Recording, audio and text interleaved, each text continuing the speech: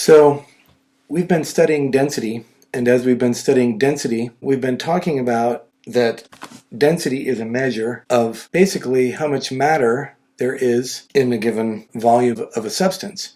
And so we can think about that by, we've seen this, you guys sketched it a little bit, and so we have, how many grams, if you will, of matter are in this volume of substance, whether it's square, rectangular, whatever it might be. So as we're starting to think about matter, here's some questions that we need to think about.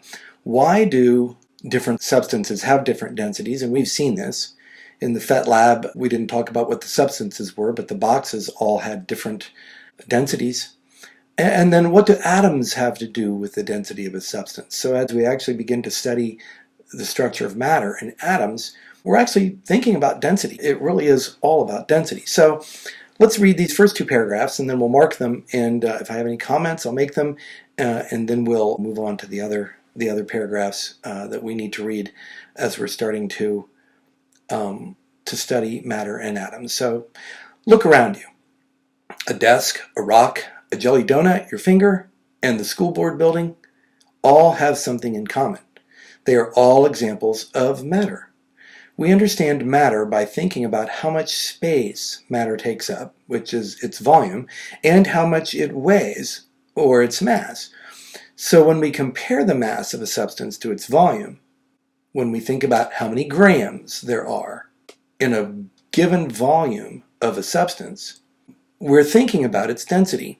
So we understand density to be how much matter is actually packed into the volume of an object. So let's make sure we get volume circled, the word volume circled in red, and also the word mass circled in red, and the word density circled in red. And then if you pick up your green colored pencil, let's look at where would the description of what volume is be, and of course it's how much space matter takes up, and so you're going to put a little link bullet to there. And then what about mass? Well, mass is actually how much the matter weighs, or what it measures in mass. And then when we're thinking about density, density is actually how much matter can be packed into a given volume of a substance. And so we're going to link those right there. Okay? So then the next paragraph reads like this. Do you remember that all matter is made up of tiny particles or pieces that are too small to be seen with the human eye? These tiny particles are called what? That's right, they're called atoms.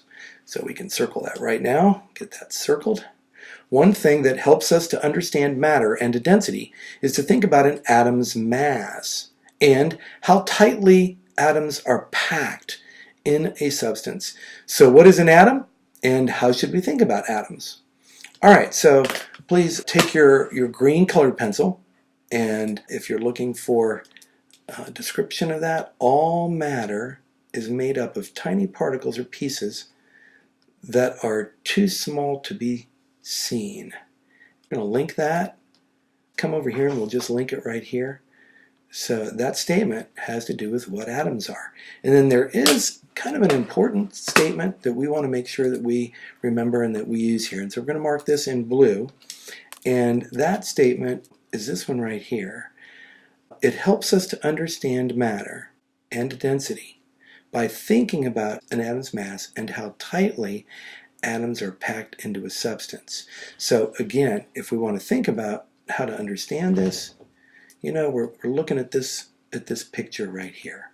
How packed, you can just make a little note here, you could draw this little sketch. How packed are the atoms in any given substance? How tightly are they packed? And that tells us the density.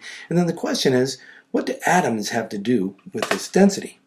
Okay, so if you haven't marked these two paragraphs, why don't you pause, and you could go back and mark the paragraph if you haven't, and then when you come back we'll take a look at the other paragraphs.